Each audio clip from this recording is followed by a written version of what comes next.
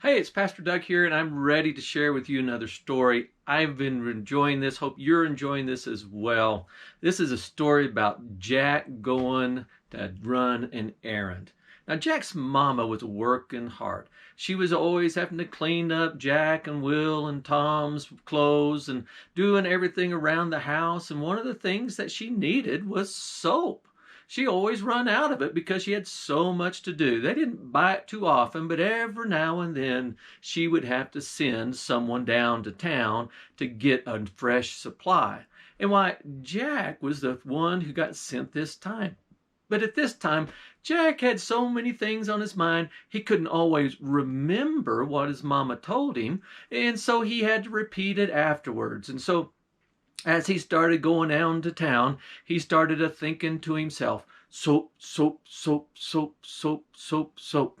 And he'd go on a little further, and he didn't want to forget, so he didn't want to get to the store and get the wrong thing, so he'd say soap, soap, soap, soap, soap, soap, soap.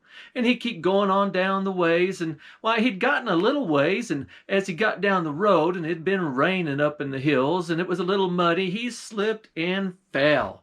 And when he hit his head on the ground and got back up, he couldn't remember why he was going to town. He knew his mama had sent him, and it was important for him to get it, but he couldn't remember.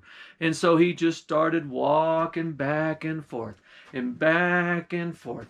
Why, he walked back and forth so many times, he started to wear a rut right down in the ground. And he was just a saying to himself, here's where I had it, and here's where I lost it. Here's where I had it, and here's where I lost it. Here's where I had it, and here's where I lost it.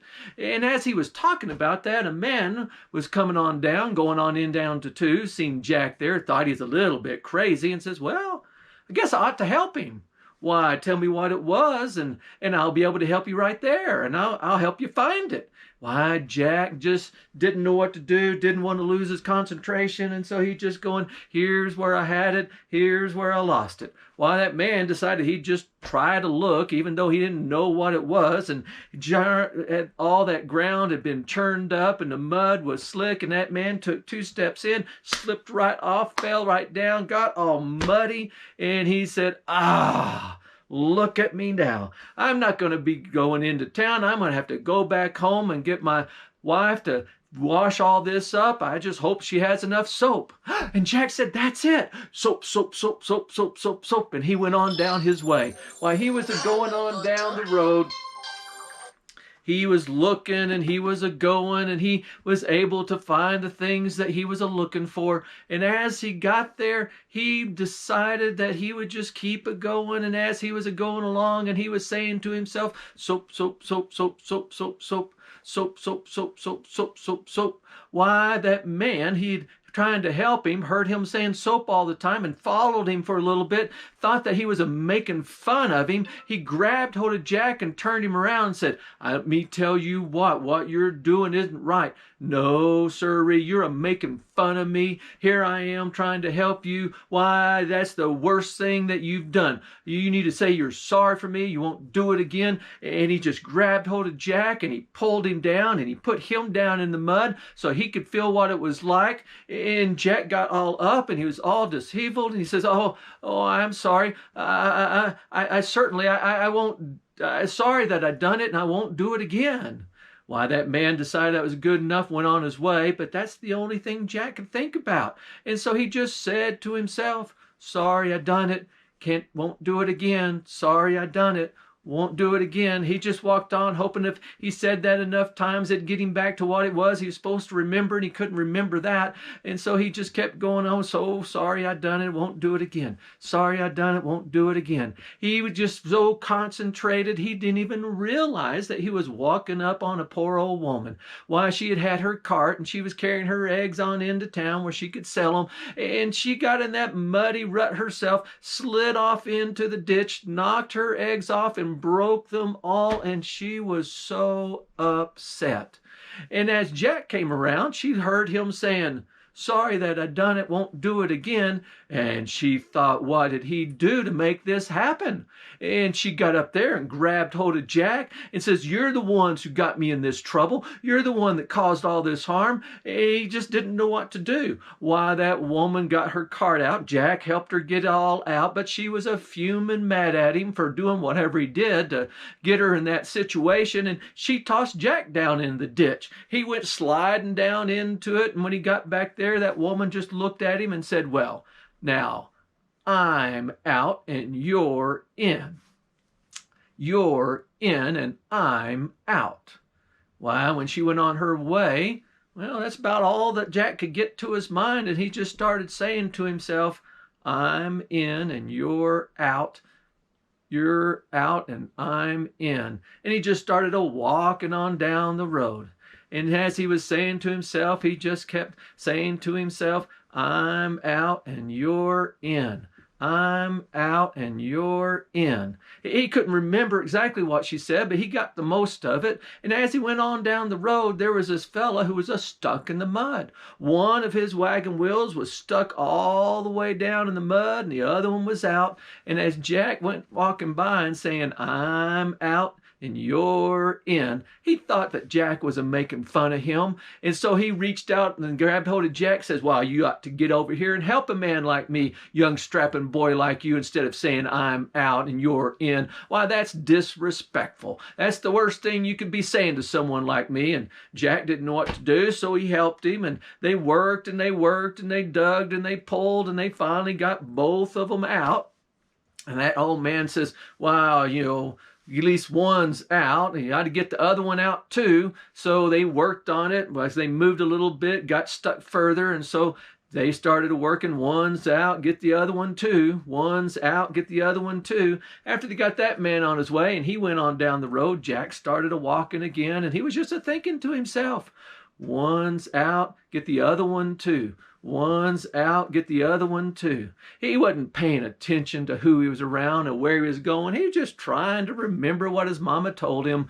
But there was an old one-eyed man coming up the other way. And when he heard Jack saying, one's out, get the other one too, why, he took offense. What was it Jack saying to him? One's out and the other one's too. Here he is, a crippled, one-eyed man, and that young boy making fun of him like that. Why, it was the worst thing he could think about. And so he grabbed hold of Jack, says, oh, you're showing disrespect to me. Yes, sir, you're making fun of him. Jack tried to protest, but it wouldn't do no good. That guy got him, and he beat Jack a little bit and rolled him down a little bit and said, oh, least you should have done is saying, well, one's out, get the other one too. There's only one that's out. I'm sorry that one's in, but let's get not the other one too. And Jack didn't understand what he was saying. He was trying to communicate that he should be saying that, well, he's got one eye, and it'd be great if he had the other one too. And so Jack just didn't know what was going on, one trouble after another. He kept making his way on into town, and he was going as best as he could. And as he started going to him, he was trying to remember what his mama said, and all he could think about was what the last person said. And he didn't even get that right. And so he just started saying, one's it, sorry the other one's not in too. One's in, sorry the other one's not in too. One's in, sorry the other one's not in too. One's in, sorry the other one's not in too. One's in, sorry the other one's not in. And as he was going on down the road saying that to himself, sure enough, he ran into another gal. Why, she was at her washing place along the creek, and she had her two young'uns there, and they was playing around, and she was washing around.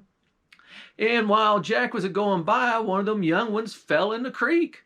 Why, that mama got all concerned and worried, afraid it might be drowning, and she was splashing and hollering for help. And as she was listening, here comes Jack, not paying attention to where he is, and all he is saying is, one's in, get the other one too. One's in, get the other one in there too. And she took offense. What was that boy saying? She had trouble enough with one, didn't need two in there, and she got upset, and she got her son out of the river and got up there and grabbed hold of Jack and started to just tell him what things were. And then she opened her eyes and looked at Jack. Why, he was mud from head to toe. He was beaten and he was bruised. He'd had the worst day he ever had, and she just looked at him and had a little bit of compassion and says, "Oh my, what's happened to you?" He goes, "Oh, I've been trying to go to the store. My mama wants me to get something, and I've just been having trouble after trouble, and I don't know what to do." And she says, "Well, I'll tell you what you should do. You just get yourself on back to home, and when you get there, your mama, she'll take some soap and get you all cleaned up." And Jack said, "That's it. Soap, soap, soap, soap, soap, soap, soap." And off he ran straight into town, went to Mr. Hemphill's store. He just came barrel in saying, "Soap, soap, soap, soap, soap, soap, soap." Mr. Hemphill said, "Well, Jack, it's nice to see you too." He says, "I'm just so excited to get here. My mama needs soap." And so Mr. Hemphill got him some, and they put it all together, and he went on out, and he was able to get himself and get on back home, and he was holding on to that soap the whole way, keeping his eyes closed, getting as fast as he could, trying to get back home so he wouldn't get distracted and remembered or anything else. And when he got there, his mama just looked at him and saw that soap and says, "Well, it's a good thing we've got soap.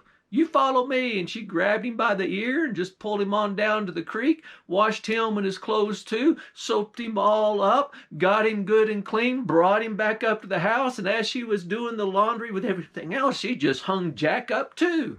Why, he was okay with that. He finally got himself a place to rest, even he was hanging up on a line.